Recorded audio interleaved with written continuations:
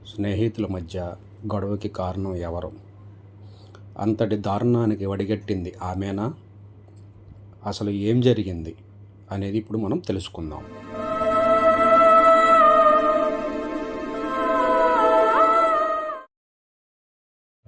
Hi, welcome to our channel shadow రహస్యాలు. చీకటిలో దాగి ఉన్న రహస్యాలు. ఇప్పుడు మనం చెప్పబోయే కథ సూర్యాపేట దగ్గరలోని కొమ్మాల అనే గ్రామంలో జరిగింది. ఆ ఊరిలో సతీష్ కుటుంబం జీవిస్తూ ఉండేది. సతీష్ భార్య పేరు కీర్తి. అయితే గత కొంతకాలంగా అర్ధరాత్రి పూట సతీష్ ఇంటి నుండి పెద్ద పెద్ద శబ్దాలు, వింత వింత శబ్దాలు రావటం ఇంటి చుట్టుపక్కల వారు గమనించారు. ఎప్పుడు భార్యతో, తండ్రితో సంతోషంగా ఉండే సతీష్ ఇంటి నుండి ఇట్లాంటి వింత వింత శబ్దాలు, అరుపులు రావటం ఏంటా అని చెప్పి చుట్టుపక్కల వారంతా భయభ్రాంతులకు గురయ్యారు.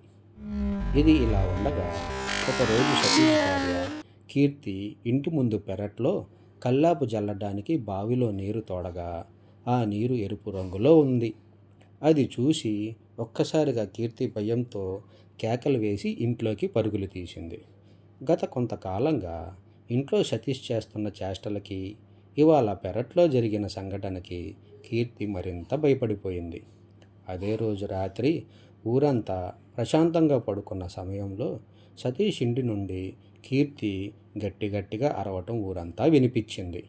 ఆ అరుపులకి కీర్తి మామగారైన వీరయ్య కంగారుగా కీర్తి రూంలోకి వచ్చి చూడగా సతీష్ గాలిలో తేలుతున్నాడు.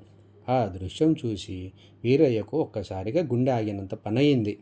అలా చూస్తుండగానే సతీష్ గాలిలోంచి మంచం మీదకు దడేళ్ళున పడ్డాడు. వీరయ్యకు ఏమీ అర్థం కాక అయోమయంలో పడ్డాడు. ఇంకా అలా ఆలోచిస్తూనే మంచానికి అటుపక్క కీర్తి, ఇటుపక్క వీరయ్య కూర్చొని ఆలోచిస్తూనే నిద్రలోకి జారుకున్నారు. కొంత సమయానికి వీరయ్యకు మెలకువ వచ్చి కళ్ళు తెరిచి చూడగా అప్పటికే తెల్లారింది. కళ్ళు నలుపుకొని మంచం వైపు చూడగా మంచంపై సతీష్ లేడు. వెంటనే కీర్తిని లేపి, సతీష్ ఏడమ్మ కీర్తి అని అడిగాడు. దానికి కీర్తి, ఏమో మావయ్య, నాకు తెలియదు అనటంతో వీరయ్య మరియు కీర్తి ఒకవేళ ఏమన్నా బాత్రూంలో ఉన్నాడేమోనని వెతకసాగారు. అక్కడ కూడా లేకపోవడంతో వెతుకుతూ వీధిలోకి వచ్చారు. అప్పుడే వీధి గుండా వెళ్తున్న రామారావును వీరయ్య అడిగాడు. రామారావు, మా అబ్బాయి ఏమన్నా కనిపించాడా అని అడిగాడు. దానికి రామారావు, మీ అబ్బాయి ఊరి చివర ఉన్న శ్మశానం వైపు వెళ్తుండగా చూశాను అని చెప్పాడు. కీర్తి మరియు వీరయ్య కంగారుగా పరుగులు తీస్తూ శ్మశానం దగ్గరికి వెళ్ళి చూడగా సతీషు శ్మశానంలోని ఒక సమాధిపై పడుకొని ఉన్నాడు. ఆ సంఘటనను చూసి వీరయ్యకు మరియు కీర్తికి చాలా భయమేసింది. వెంటనే వెళ్ళి సతీష్ను నిద్రలేపగా, నన్ను ఎవరిక్కడికి తీసుకువచ్చింది, నన్ను వదలండి అని గట్టిగా అరిచాడు. దానితో వారిద్దరికీ ఏమీ అర్థం కానట్లు ఒకరి ముఖం ఒకరు చూసుకొని ఏమీ లేదులే అని చెప్పి నిదానంగా సతీష్ను ఇంటికి తీసుకొని వెళ్ళారు. ఇవన్నీ చూస్తున్న సతీష్ ఇంటి చుట్టుపక్కల వారు, ఊరిలోని వారు సతీష్ ఇంటివైపు రావాలంటేనే భయపడిపోయారు. ఇలా సతీష్ రోజుకి గట్టిగా అరవటం, వింతగా ఏడవటం, ఏవేవో శబ్దాలు చేయటం, ఏవేవో మంత్రాలు తనలో తాను చదువుకోవటం, తండ్రిను మరియు భార్యను కొట్టడం వంటివి చేస్తున్నాడు. అయితే ప్రతి శుక్రవారం గుడికి వెళ్ళటం సతీష్ కుటుంబానికి ఉన్న అలవాటు. గత 2 శుక్రవారాలుగా సతీష్ గుడికి వెళ్ళటానికి కూడా నిరాకరిస్తున్నాడు. అంతేకాదు, ఇంట్లో కూడా పూజలు చేయనీయకుండా ఇంటిలోని దేవుడి పటాలన్నీ తీసి బయటపడేయటం వంటివి చేస్తున్నాడు. ఒకరోజు వీరయ్య ఇంటి పెరట్లోని కూరగాయలు కోయడానికి ఇంటి వెనక ఉన్న పెరట్లోనికి వెళ్ళాడు. పెరట్లోని కూరగాయలు కోస్తూ ఉండగా అక్కడ ఒక చెట్టు మొదల్లో వీరయ్యకు ఏదో తవ్వి పూడ్చినట్లు కనిపించింది. వీరయ్య భయంతో ఏమిటా అని తవ్వి చూడగా లోపల ఒక ఎర్రని మూట కనిపించింది. వణుకుతూనే ఆ మూటను బయటికి తీసి విప్పి చూశాడు. చూడగా వీరయ్య ఒక్కసారిగా షాక్కి గురయ్యాడు. ఆ మూటలో ఎవరో చేతబడి చేసినట్లుగా పిండితో చేసిన ఒక బొమ్మ, దాని చుట్టూ నల్లదారంతో చుట్టారు. గుండు సూదులు గుచ్చారు. ఆపై పసుపు కుంకుమ జల్లారు. పక్కనే నిమ్మకాయలు, మేకులు, గుట్లు కలిపి అన్నిటినీ ఒక ఎర్రటి మూటలో మూటగట్టి ఆ మూటను ఇంటి పెరట్లో తవ్వి పాతిపెట్టారు. ఇదంతా చూసిన వీరయ్యకు ఒక్కసారిగా గుండె చారి చేతుల్లోకి వచ్చినంత పనయ్యింది. వీరయ్యకు జరుగుతున్న సంఘటనలు, ఇప్పుడు చూసిన దృశ్యాలు అన్నీ భయపడిపోయి ఏం చేయాలో తెలియక అదే ఊరిలో ఉన్న ఒక మంత్రగాడిని కలిశాడు. కలిసి అతనికి జరిగిందంతా చెప్పాడు. అతను ఏదో కొన్ని పూజలు చేసి ఒక అంతరాన్ని వీరయ్య చేతికిచ్చి తీసుకెళ్ళి సతీష్ చేతికి కట్టమని చెప్పాడు. ఆ మంత్రగాడు చెప్పినట్లుగానే వీరయ్య అంతరాన్ని తీసుకొచ్చి సతీష్ చేతికి కట్టాడు. కానీ సతీష్ ప్రవర్తనలో ఎటువంటి మార్పు రాకపోగా రోజురోజుకి ఇంకా భయంకరంగా తయారయ్యాడు. ఇంకా ఇలా వదిలేస్తే లాభం లేదనుకొని కీర్తి మరియు వీరయ్య కలిసి సతీష్ను ఊరి చివర ఉన్న దర్గాకి తీసుకొని వెళ్ళారు. దర్గాలోని బాబా సతీష్ను చూసి, విషయం చేయిదాటిపోయింది. ఇప్పటికే మీరు చాలా ఆలస్యం చేశారు. ఈ పరిస్థితుల్లో చేయడానికి నా చేతిలో ఏమీ లేదు. ఇంకా అంతా దైవాధీనం అని చెప్పాడు. బాబా అలా చెప్పగానే కీర్తి మరియు వీరయ్య బోరున ఏడవసాగారు. కీర్తి బాబా కాళ్ళు పట్టుకొని, మీరే అలా అంటే ఎలా బాబా? నా భర్తను మీరే ఏదో ఒకటి చేసి బతికించండి అని ప్రాధేయపడింది. దానికి బాబా, లేదమ్మా, చేసిన ప్రయోగం చాలా బలంగా ఉంది. అది చేసి కూడా 11 రోజులు దాటిపోవటం వలన ఇప్పుడు మనం ఏం చేసినా ప్రయోజనం ఉండదు. పైగా దీనికి విరుగుడు చేసిన వారికి ప్రయోగం తిప్పికొట్టే అవకాశం ఉందని చెప్పాడు.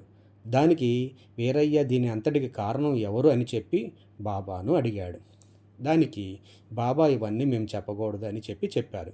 కానీ కీర్తి మాత్రం మరింత బాధతో పట్టుపట్టి అడగటంతో చేసేది ఏమీ లేక బాబా పూజలో కూర్చొని ఒక భయంకరమైన నిజాన్ని బయటపెట్టాడు. అది ఏమిటంటే ఇదంతా చేసింది ఎవరో కాదు, ఒక ఆడమనిషి అని చెప్పాడు. అది అయినవారా లేక బయటవారా అని కీర్తి అడిగింది.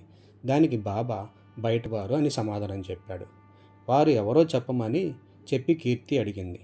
అది మేము చెప్పకూడదమ్మా, మా వృత్తికి విరుద్ధం అని చెప్పాడు బాబా. దానికి కీర్తి, నా భర్తను కోల్పోవటానికి కారణమైన వ్యక్తి పేరు తెలుసుకోవాలి బాబా, దయచేసి చెప్పండి అని చెప్పి బాబాను వేడుకుంది. అప్పుడు ఆమె పేరు సునీత అని చెప్పాడు. ఆ పేరు వినగానే కీర్తి మరియు వీరయ్యకు ఒక్కసారే వారి గుండెల్లో గుణపం దిగినంత పనయింది.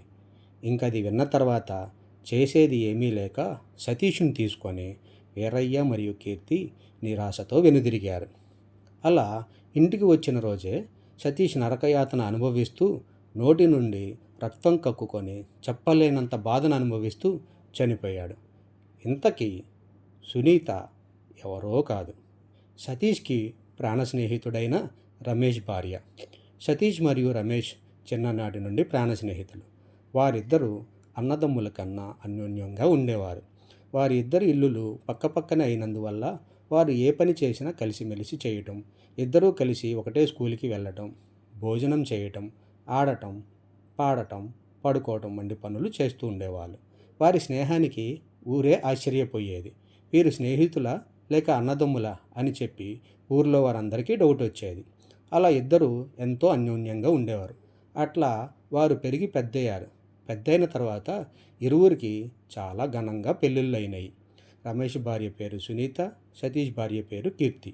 ఒకరోజు సతీష్ పెళ్ళయిన తర్వాత భార్యకు వచ్చిన మొదటి పుట్టినరోజు అవటంతో గ్రాండ్గా చేయాలని నిర్ణయించుకొని ఊర్లో వారందరినీ ఆహ్వానించారు. దానిలో భాగంగానే రమేష్ మరియు సునీతను కూడా ఆహ్వానించారు. అయితే కీర్తి ఫంక్షన్కి రెడీ అవుతుండగా కీర్తి ఉంగరం ఒకటి కనిపించలేదు. అది రూములో పెట్టినట్లుగానే కీర్తికి గుర్తు. కానీ ఆ రూములోకి ఎవరూ రాలేదు. ఒక సునీత మాత్రమే వచ్చినట్లుగా ఆమెకు కనిపించింది. కీర్తి సునీతను పిలిచి, నా ఉంగరం కనిపించట్లేదు, నువ్వేమైనా తీసావా అని అడిగింది. దానికి సునీత చాలా బాధపడింది. ఆ విషయాన్ని కీర్తి అందరి ముందు అడగటంతో సునీత చాలా అవమానంగా భావించి కోపంతో రమేష్ని తీసుకొని ఫంక్షన్ నుంచి ఇంటికి వెళ్ళిపోయింది. అప్పటి నుండి రమేష్ మరియు సతీష్ మాట్లాడుకోవడం లేదు. వారిద్దరి మధ్య వైర్యానికి కారణం వీరి భార్యలు. అందరూ సునీతనే ఆ దొంగతనం చేసిందని భావించి సునీత కనిపించినప్పుడల్లా వింతగా చూడటం, గుసగుసలాడుకోవటం చేశారు. అది సునీతకు నచ్చలేదు. దానితో సునీత ఆ కోపాన్ని మనసులో పెట్టుకొని కీర్తిపై పగ తీర్చుకోవాలని నిర్ణయించుకుంది. సునీత వాళ్ళ నాన్న మల్లేశం. మల్లేశానికి క్షుద్ర పూజలు చేయడం తెలుసు. దానితో సునీత మల్లేశానికి విషయం చెప్పింది. విషయం చెప్పిన వెంటనే మల్లేశం కీర్తిపై చేతబడి చేద్దామా అని అడగగా దానికి సునీత కీర్తిపై కాదు సతీష్పై చేస్తే దాని భర్త అనుభవించే నరకయాతన అది చూస్తూ అల్లాడిపోవాలి అని చెప్పింది. అలా తండ్రి కూతుర్లు ఇద్దరు కలిసి సతీష్ని చేతబడి చేశారు. సతీష్ చావుకి కారణమయ్యారు. కానీ ఇప్పుడు బాబా వల్ల సతీష్ చావుకి కారణం సునీత అని ఊరంతా పాకింది. రమేష్కి విషయం తెలిస్తే తన ప్రాణ స్నేహితుడైన సతీష్ మరణానికి కారణం సునీత అని తెలిస్తే తనని చంపేస్తాడన్న భయంతో రమేష్కు మీ స్నేహితుడు చనిపోయాడు, ఇంకను ఇక్కడ చేయడానికి ఏమీ లేదు, మీ స్నేహితుడి మరణాన్ని గుర్తు చేసుకుంటూ మీరు బాధపడటమే సరిపోయింది, మీరు ఈ ఊరిలో ఉంటే ఇలానే బాధపడుతూ ఉంటారు అని మరికొన్ని మాయమాటలు చెప్పి భర్తను తీసుకొని వేరే